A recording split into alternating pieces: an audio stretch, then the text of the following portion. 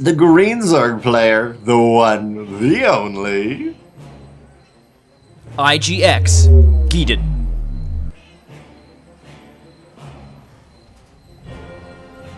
And his opponent. Favorite for this group, the South Korean menace, the Teal Terran. He is.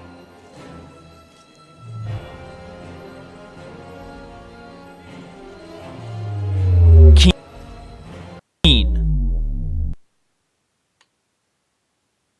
That is intense zoom in. I think, okay.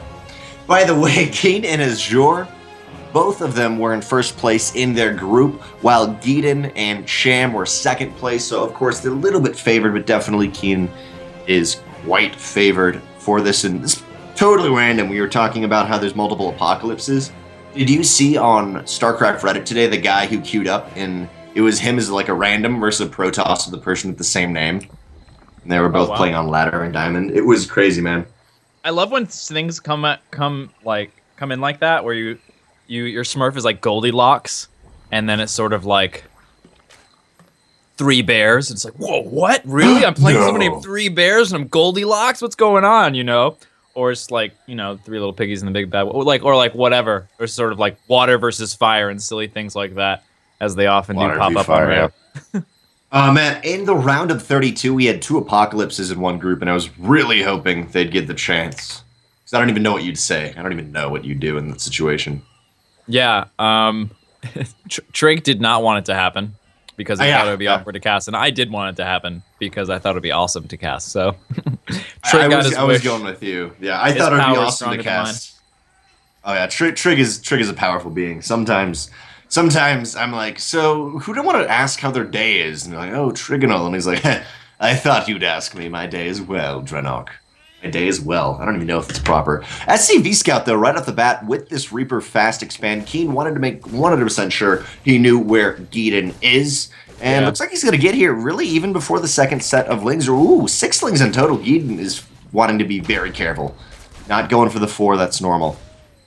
Yeah, 4's a little bit more conservative. And that SCV Scout, like you said, it's very safe. It's to scout for early pulls. It gets that gap in time before the Reaper is able to scout there. So just in case, and when you're the favorite, when you're as strong as KeeN is, that's the best move to make, I feel. And that's oftentimes the move that the stronger players do make, which is play super safe, make sure nothing catches you off guard, take the bad end of a build order, and be at a slight disadvantage. But because you're such a better player, it doesn't matter. You will sacrifice whatever, you know, small economic edges you might be able to gain to get information and make sure you're reacting properly.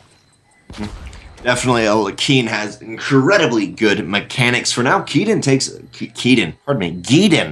takes a very safe, third base. I'm not sure if there's 3 hatch before pool from him, but overall, with those 6 lings, he is incredibly safe in this position. Getting his creep spread going, I love the way Geeden is doing it. We saw in the previous game, our Zerg player do a lot more Roach defense early on, get those out, and then in the mid-game really start to throw his economy into it.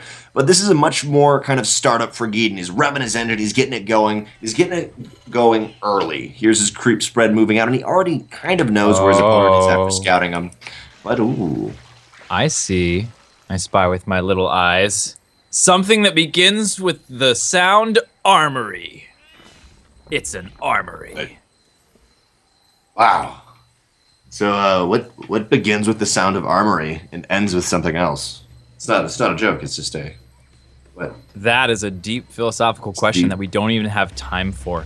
So, as a result, this armory is going to create Hellbats. Hellbats are good at killing stuff into pieces. And it's going to be supported by Liberator here, which is a really cool take on a build that was really popular in Heart of the Swarm. Just kind of that Hellbat push on 2 bases. But he's going to be adding in the Liberators for additional strength. A lot of Hellions coming out here. What are we up to?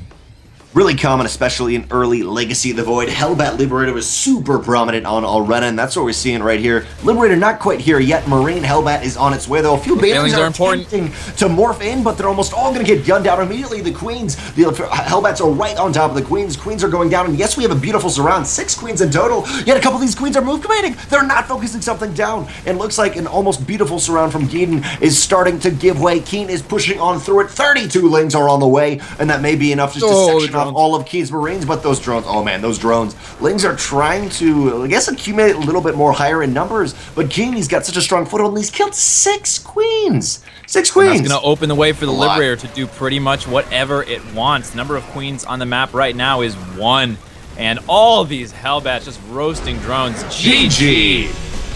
Excellently sharp, crisp execution there from KeeN. Says, oh, I have this build. It'll probably kill you, but if you survive, I have a 3rd CC on the way anyway. Player it is.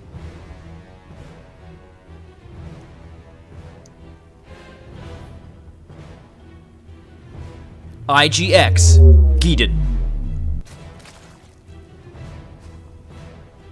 And his opponent spawning in the bottom left of Dusk Towers, the Red Terran. He is KeeN. He is KeeN. That's who he is. I only now realized that he's perfectly one of the players you can make puns off, like Intense. Intense versus KeeN. Ooh. Oh. Geeden opening up hatch gas pool. Pretty darn standard on this. And one of the situations you were explaining last game where you have, very confident player, often is playing incredibly safe, but then you have the play, it's kind of, he knows he's the underdog. Is he playing safe here, or is he trying to find a little niche in KeeN's armor, and then he just goes for it? He's just got to commit to something. What would you say is his best chance at taking a game? Well, I think one of the things that you run into in this kind of scenario is, all right, do something crazy and mess with them. But a lot of times players don't have time to prepare something crazy that they think will be advantageous against their opponent. So you can easily fall into the trap of, okay, I'm just going to do this thing because it's crazy. I haven't practiced it very much, but maybe it'll work. With something like, as someone as good as KeeN, you really have to, if you're going to prepare something crazy, you have to prepare. You have to practice it. You have to perfect it. It has to be really strong. And if Geeden doesn't have something like that prepared, then just going for whatever he's most comfortable with, his strongest style, I think is going to be the best move for him. Definitely. KeeN opening up the same way as the last game. Reaper moving out. Overlord, of course, spots it, but Geeden is overly careful, which I like. Always like a good, careful player. Doesn't cut his corners and tries to do it. 4 Lings are on the way. Hopefully another 2 will also be Dusk Towers. It's good for Reapers, but not the best map. So at least the Lings now will get a decent surround, pushing it back in. Oh, nice KDA charge. Geeden has to be very careful. And KeeN, I don't think he's going to be able to achieve damage. Queens are only a second or 2 away. And, oh, is that an extra Queen? That is an extra Queen in the main. Just being safe and maybe preemptively going for a 3rd hatch. Yeah. Oh, nicely done. With the 2 Queens flanking on either side and the Lings. Not losing a single thing, taking out the Reaper.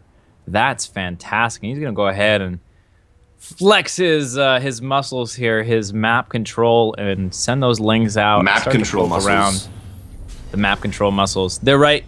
Located in your left. Yeah. I was thinking more of your pointer finger. Majority of your map control muscles are delts and pointer finger. I know it's weird. Whether the same thing. And KeeN opening up again with Hellions. Already a quick 3rd CC. So you're saying he's playing it very safe. He's going to be macro, not going to cut any quarters too. But Geeden solidly has a field of vision, the map control on the map. He's going to know maybe that his 3rd CC will... what I'm most curious about right here is, does KeeN move out with another Hellion push? Oh, early Roaches. We don't see a quick 3rd hatch. We have Roaches, we have an Evolution Chamber, and Overlord Speed. So very likely some dropification going on. I'm thinking more of transporting Queens. If he puts a drone in there, he can get creep, but he might just be using it for transfuses.